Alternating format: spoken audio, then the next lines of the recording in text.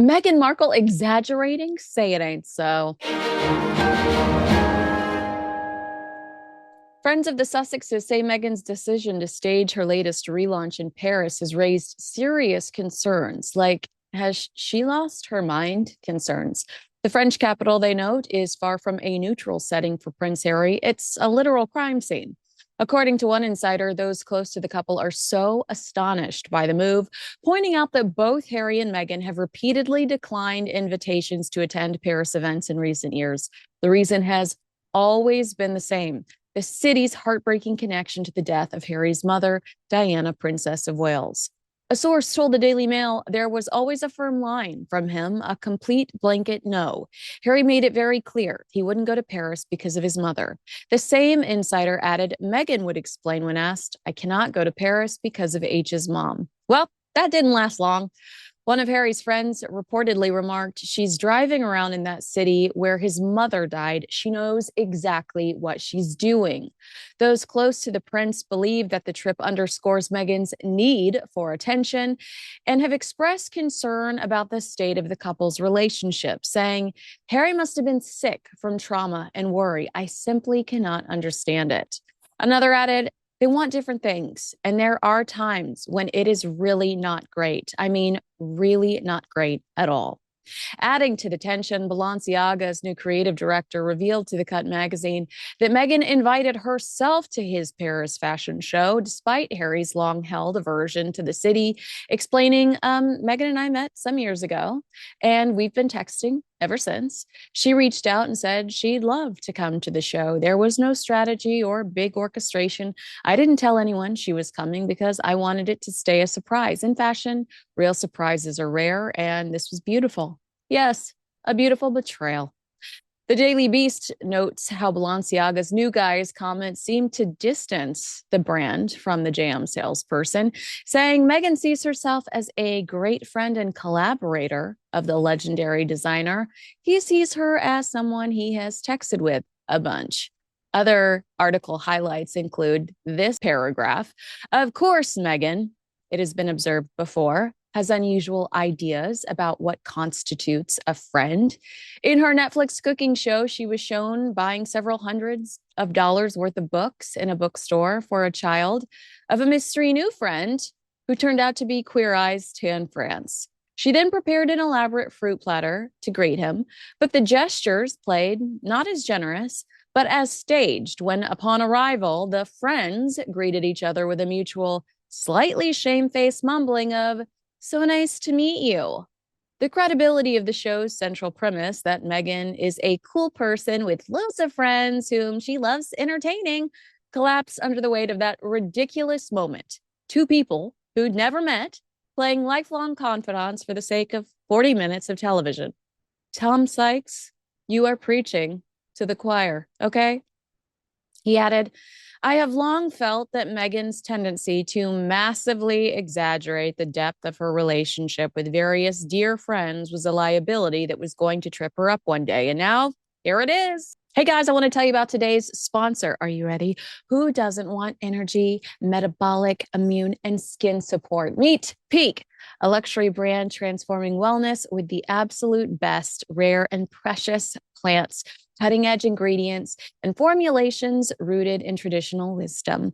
Their science-backed botanicals, minerals, and supplements support sustained energy, metabolic function, immune health, and radiant skin, making it easy to live each day with vitality. One of their newest essentials, the Deep Hydration Protocol, is a two-part drinkable skincare system that keeps your body and skin hydrated while promoting better sleep. Made without sugar fillers or artificial flavors and crafted with natural ingredients for a clean, spa-like taste you can feel good about. Daily use supports hydration, glowing skin, improved sleep, and sustained energy. In the AM, I use BT Fountain, their beauty electrolyte. It helps hydrate from within. You know the drill. Great looking skin, and I'm full of energy all day long. PM, I head over to my RE Fountain, this calming electrolyte. It's that gentle form of magnesium that just helps me settle down towards the end of the day. I wake up rested and stay hydrated all day. And you get 20% off for life if you sign up with our link below, a complimentary gift as well. Explore Peak's clean, pure ingredient products at peaklife.com/Kinsey. That's PIQUE life.com/Kinsey. This is hydration redefined. Try it and glow from the inside out.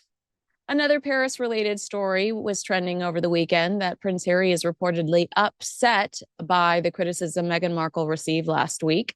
Okay, but when is Harry not upset? Isn't that what we've come to expect from Mr. Miserable?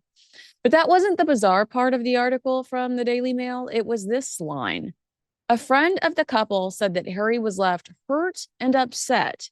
Diana's death was used as a stick to beat his wife with. Again, I know I made this point 50 times last week, but Meghan's entire Netflix brand reinvention was that she makes the ordinary extraordinary because she goes the extra mile, knows little details about you. She goes above and beyond to make you feel special. Now, are we buying what she's trying to sell? Hell to the no, to the no, no, no. But this is an example of why we're not buying it. This is where Prince Harry's mother died while running around with her alleged cokehead boyfriend, allegedly.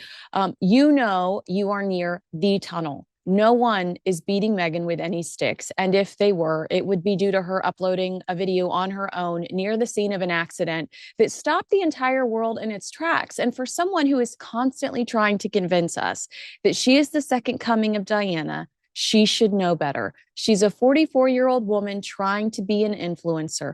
Are we witnessing a midlife crisis? Sorry, not sorry. While we're on the subject of fashion, Meghan was hinting over the last few years that she would be willing to enter the fashion world, to which I would say, stay in your lane. Are we Martha Stewart or sharing a humanitarian award with a dude who lost one charity this year while another is literally spiraling? The fashion pivot was potentially explained in a Daily Mail piece over the weekend that claimed at the moment, Meghan is literally lost because the whole jam making business did not work out in the way she thought it would. The source continued, nobody has seen any figures, but I don't think they are that good, which does not explain why Meghan is joining Kamala Harris, Selena Gomez, and more at Fortune's annual Most Powerful Women Summit on Tuesday to discuss navigating entrepreneurship in the public eye and building a brand that will endure, like American Riviera Orchard, archetypes. What about Confessions of a Female Founder? Rest in peace. Have you ever seen someone so ready, willing, and able to quit, starting with the British royal family? So what can she teach us about building a brand that will endure? Okay, so many rebrands. Your girl's got whiplash over here. Anyway, a well-placed source told the Daily Mail that Meghan is currently working on a cover for a glossy magazine, possibly Vogue. Quote, an obvious explanation then would be that the Paris trip was necessary for the media commitment. Perhaps the cover story is Meghan Takes Paris, and the idea of that kind of pretentious media hit was simply too tempting for her to overthink Harry's feelings. Savage, but true. Again, this feels like a page out of the Kardashian playbook. I will scream it at the top of my lungs.